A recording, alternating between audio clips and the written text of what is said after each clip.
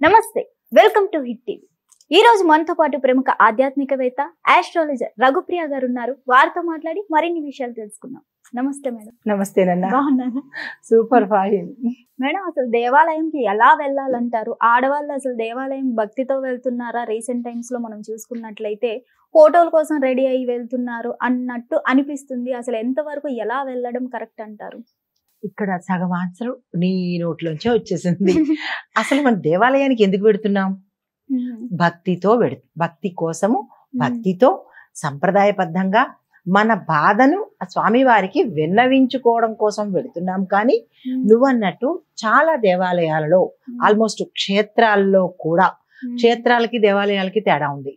పరమ పవిత్రమైనవి క్షేత్రాలు, అక్కడికి కూడా అంటే తిరుపతి, కాళహస్తి ఇలా పెద్ద పెద్ద క్షేత్రాలకి కూడా జుట్లు విరబోసుకొని, ఇంకా చెప్పొద్దు, ఆ వస్త్రధారణ చాలా వరస్ట్ గా ఉంది. చూస్తే కనుక ఆ ఇలాగ లాగు పెట్టి ఇది చెయ్యాలన్నంత ఒళ్ళు మండుతుంది అనమాట. అసలు మన ధర్మాన్ని మర్చిపోతున్నాము. ఇంకొక విషయం తెలుసా, జుట్టు విరబోసుకుని వెళ్ళడం వల్ల అది స్టైల్ కాదు. అక్కడ ఎవరు చూడాలి మీ స్టైలు? అంటే మీకన్నా దేవుడు అందగా తక్కువ ఉన్నవాడా? ఎవరికి చూపిద్దామని? దేవుడికి మీ అందాన్ని చూపిద్దామనా, లేకపోతే అక్కడ వచ్చిన భక్తులకి అందాన్ని చూపిద్దామనా? అంటే ఇప్పుడు నవడేస్ పెద్దవాళ్ళు కూడా అలాగే ఉన్నారమ్మా. చిన్నపిల్లలనే కాదు, పెద్దవాళ్ళు కూడా ఆ ఉన్న ఇంత కొత్తెం పిలక కూడా విరబోసేసి ఇంత చిన్న క్లిప్ పెట్టేసుకుని వెళ్ళిపోతున్నారు. అయితే ఈ విషయంగా ప్రేక్షకులకి కోపం రావచ్చు, నష్టం లేదు. ఏమనుకున్నా పర్లేదు, ఎలాంటి కామెంట్స్ పెట్టినా నాకు నష్టం లేదు. అయితే దేవాలయం అనేది ఒక పవిత్ర భావన కలిగినటువంటి పవిత్రమైన ప్రదేశము. అక్కడ పాజిటివ్ వైబ్స్ ఉంటాయి.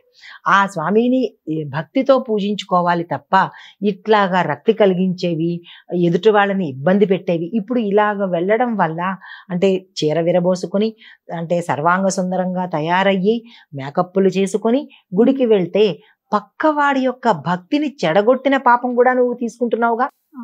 అది ఎంత మహాదోషం అది. వాళ్ళు మన వైపే చూస్తారు తప్ప దేవుడి వైపు చూడరు కదా. అంటే వాళ్ళ కాన్సన్ట్రేషన్ ని కూడా దెబ్బతీస్తున్నారు. ఎలా వెళ్ళాలో మర్చిపోతున్నారు, ఎలా వెళ్ళకూడదో అలా వెడుతున్నారు. అయితే ఈ వెంట్రుకలు విరబోసుకుని వెళ్ళడం వల్ల రెండు రకాల దోషాలు.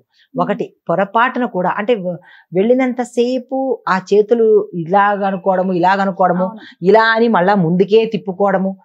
నిజంగా ముందు పడకూడదు అని అనుకున్నప్పుడు వెనక్కి పెట్టి క్లిప్ వేసుకుని జడేసుకోండి.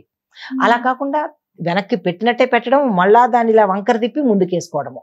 అయితే ఇలాగ చేయడం వల్ల ఏమవుతుందంటే ఈ వెంట్రుకలు వెళ్ళి ఆ స్వామి వారి యొక్క గర్భగృహంలోకి వెడతాయి. ఆ వెంట్రుకలు వెళ్ళాయి అంటే రౌరవాది నరకంలో పడినట్టే. ఇహలోకంలో చాలా చాలా ఇబ్బందులు పడాలి. ఆ ఇబ్బందులు వర్ణనాతీతము.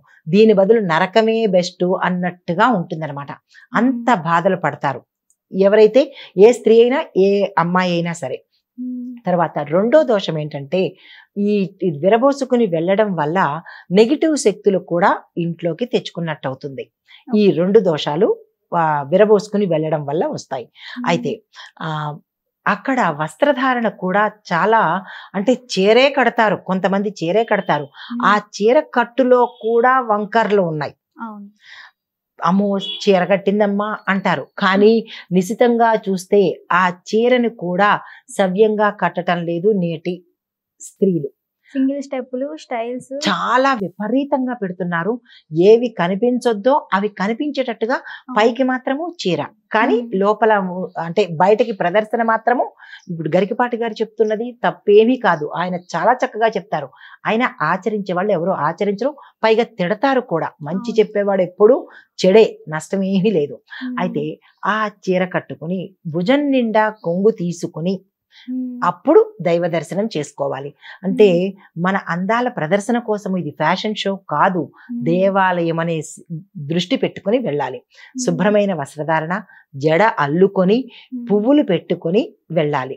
అయితే కొంతమంది పునిస్త్రీ ముత్తైదులు కూడా ఏం చేస్తున్నారంటే మాంగళ్యాన్ని తీసేస్తున్నారు. తీసేసి బోడి మెడతో పెడుతున్నారు. అంటే అక్కడికి వెళ్ళి ఏం కోరుకుందామని? నీ భర్త సౌఖ్యం కోరుకుంటావా, లేకపోతే ఇంకేదైనా కోరుకుంటున్నారా? ఏం కోరుకోవాలి అనేది కూడా మర్చిపోతున్నారు. సరే, అది తీసేసి పోనీ మాకు చీర కాదు, ఎలాంటి వస్త్రధారణ వేసుకోవచ్చు అంటే కనుక మొత్తం శరీరం మొత్తము కప్పే వస్త్రధారణ చేసుకోవాలి. జడ నిండా పువ్వులు పెట్టుకోవాలి. ఈ పువ్వులు పెట్టుకోవడం వల్ల ఏమవుతుందంటే ఆ దేవాలయంలో ఉన్న అమ్మవారే ఇక్కడ కనిపించిందా అని దృష్టితో చూడడం వేరు, ఎక్కడో చూడవలసింది పబ్బుల్లోనూ గబ్బుల్లోనూ చూడవలసింది ఇక్కడ కనబడుతోందా అని చూడడం వేరు. ఈవెన్ ఆడవాళ్ళైనా అలాగే అనుకుంటారు, మగవాళ్ళు చూస్తారనే కాదు, ఆడవాళ్ళు కూడా చూసుకుని అసహించుకుంటారే తప్ప మెచ్చుకునే అవకాశం లేదు. సరే, తర్వాత చాలా బిగుతైన తర్వాత చిన్నదైన దుస్తులను వేసుకుంటున్నారు, అది కూడా తగ్గించాలి. ఎందుకు అంత బిగబట్టేసి ఊపిరి సలపనంత బట్టలు ఎందుకు వేసుకు వెళ్ళాలి? మిగతా చోటకి ఎలాగా వేసుకెళ్తున్నారు, చేయవలసిన పనులు చేస్తూనే ఉన్నారు. దేవాలయానికైనా లూజుగా ఉన్న బట్టలు వేసుకెళ్ళొచ్చు కదా. కాబట్టి దేవాలయానికి వెళ్ళేటప్పుడు మొదటి పాయింట్, పవిత్రమైన స్థలం కాబట్టి మన వస్త్రధారణ మర్యాదగా ఉండాలి. తర్వాత శుభ్రమైన వస్త్రాలు వేసుకోవాలి, ఏదో మంచమించి లేచిపోయి వెళ్ళి దేవాలయ దర్శనం కాదు. తర్వాత రెండోది ఏంటంటే శరీరాన్ని కప్పే సంప్రదాయ దుస్తులు వేసుకోవాలి. అది చీర కావచ్చు, ఇంకా చీర కన్నా సల్వార్ కమీజే బెస్ట్ ఏమో అని అనిపిస్తుంది ఒక్కొక్కసారి వీళ్ళ కట్టే తీరుని బట్టి చూస్తుంటే. అయితే సల్వార్ కమీజ్ కూడా ఒక రకంగా చున్నీలు ఎక్కడ ఉండాల్సిందో అక్కడ ఉండకుండా పీకకి వెళ్ళిపోతున్నాయి, లేదా కొంతమంది అసలు తీసి కూడా వేసేస్తున్నారు, చేతికి. ఈ చేయి చూడకూడదు కదా, మరి ఇది చాలా చూడకూడని ప్రదేశం కాబట్టి దాన్ని కప్పి ఉంచుతున్నారు, ఏదైతే కప్పాలో దాన్ని వదిలేస్తున్నారు. సరే, అయితే ఈ భుజాలు మోకాళ్ళు ఈ రెండు కనపడకుండా ఉండేలాగా చూడాలి. ఇది జ్యోతిషపరంగా ఎందుకు అంటే కనుక మోకాళ్ళు భుజాలు శని స్థానాలు. ఎప్పుడైతే ఈ రెండు మన దేవాలయంలో కనిపించాయో ఈ శని భగవానుడి యొక్క శక్తిని తీసుకున్నట్టుగా, లేని పాపం కొని తెచ్చుకున్నట్టుగా అవుతుంది, లేని దోషాలను ఆపాదించినట్టుగా ఉంటుంది. కాబట్టి ఈ భుజాలు కానీ మోకాళ్ళు కానీ కనపడని వస్త్రధారణ వేసుకోవాలి. ఇంకా ఐదోది, తల మీద నుంచి ఒకవేళ చున్నీ ఉంటే కనుక తల మీద నుంచి కప్పుకోవాలి. పొరపాటును కూడా వెంట్రుక అనేది అక్కడ పడకూడదు. ఆ ప్రాంగణంలో కానీ, తీర్థం ఇచ్చే చోట కానీ, గర్భగుడిలో కానీ వెంట్రుక ఎగురుతుంది కదా, మనుషుల్లాగానే ఎగురుకుంటూ వెళ్ళినట్టు వెంట్రుక కూడా ఎగురుతుంది. కాబట్టి అది చాలా దోషభూయిష్టమైనది. తర్వాత చీర పళ్ళుతో కానీ చున్నీతో కానీ తలంతా కప్పుకొని వెళ్ళాలి. తర్వాత దేవాలయంలో లోపల చెప్పులు విడవడం అనేది చాలా తప్పైన విషయం. బయట విడవాలి.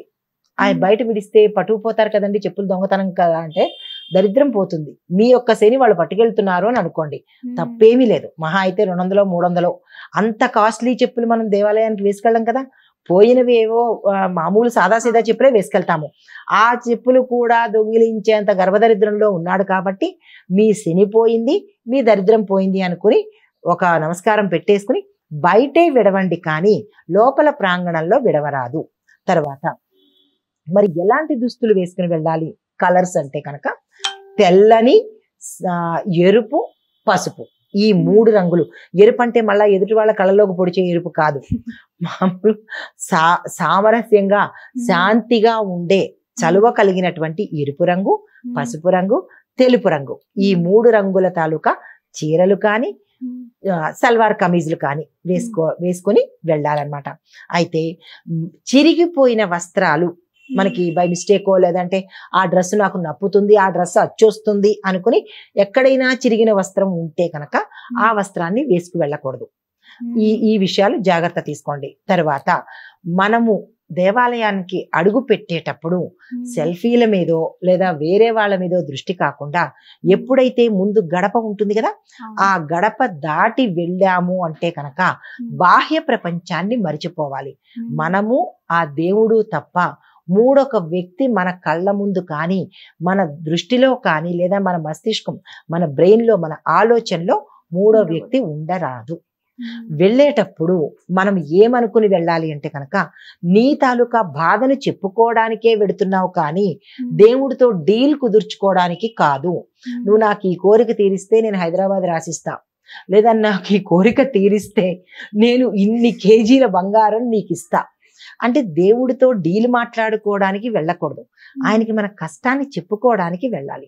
కాబట్టి ఇవన్నీ తెలుసుకొని ఈ నియమ నిబంధనలు పాటించుకొని దేవుడి దగ్గరికి వెళ్ళినట్టయితే, దేవాలయానికి వెళ్ళినట్టయితే కనుక చాలా మంచి జరిగే అవకాశం ఉంది. అపార్ట్ ఫ్రమ్ చెడు అన్నమాట. మా ఆడవాళ్ళని తిడుతున్నారు, మరి అబ్బాయిలు షార్ట్లు వేసుకొని వస్తున్నారు, వాళ్ళని ఏం అనరా అని అడుగుతారు ఇక్కడ కామెంట్స్. అవును, మర్చిపోయాము, కరెక్టే. ఇక్కడ ఆ విషయం కూడా ప్రస్తావించాల్సమా. ఇక్కడ మగవాళ్ళకి ఆడవాళ్ళకి ధీటుగా మగవాళ్ళు కూడా అవును.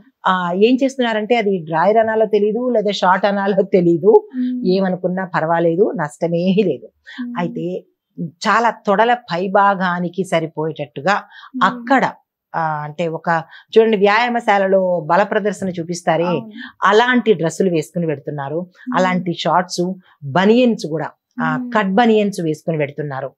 అంటే ఇంకా అంతకన్నా వాళ్ళకి ఇంకేమి లేవు చెప్పడానికి. ఆ రెండు వేసుకుని చక్కగా దేవాలయాలకు వెళ్తున్నారు. దీనివల్ల ఏంటంటే అంటే మగవాళ్ళని ఆడవాళ్ళని అట్రాక్ట్ చేయడానికి, ఆడవాళ్ళు మగవాళ్ళని అట్రాక్ట్ చేయడానికి ఇది ఒక ఫ్యాషన్ షో లాగా ఉంది తప్ప దేవాలయము అనే భావన రావట్లేదు. దీంతో పాటు ఏంటంటే ఆ మిగతా పాపం భక్తులు ఏదో అనుకుని వస్తారు, మేమేదో భగవంతుడితో మాట్లాడుకోవాలి, మా కష్టం చెప్పుకోవాలి అని. పాపం వాళ్ళ సమయం అంతా వీళ్ళే తినేస్తున్నారు. ఏమిటి, వీళ్ళని చూడడము, వీళ్ళని కామెంట్ చేసుకోవడము, దేవాలయాల్లో ఏవైతే మాట్లాడకూడదో ఆ మాటలు మాట్లాడుకునేటట్టుగా చేస్తూ ఆ పాపాన్ని కూడా వీళ్ళు తీసుకుంటున్నారు. అంతే కదా. ఇప్పుడు ఎవరైనా కనబడుతున్నారు అనుకోండి, ఇట్లాగా వింత ఆకారాల్లో కనబడుతున్నప్పుడు ఆబ్వియస్లీ మనం ఏమనుకుంటాము, చూడండి ఎలాంటి వస్త్రాలతో వచ్చారో, చిచి వీళ్ళకి ఏమీ తెలీదు, ఇలాగా అలాగా మాట్లాడుకుంటున్నామా అంటే నిజంగా భక్తితో వచ్చిన వాళ్ళ భక్తి ఏమైంది, డైవర్ట్ అయింది. ఏవైతే అనకూడదో ఎదుటి వాళ్ళని అనవలసిన పరిస్థితి వీళ్ళు తీసుకొస్తున్నారు ఇక్కడ. అంటే వీళ్ళ యొక్క పాపము, భక్తిని భగ్నం చేసిన పాపము, అనృతాలు మాట్లాడిన పాపం కూడా ఈ వింత ఆకృతులతో దేవాలయాలకు వచ్చిన వాళ్ళు మూట కట్టుకుంటున్నారు.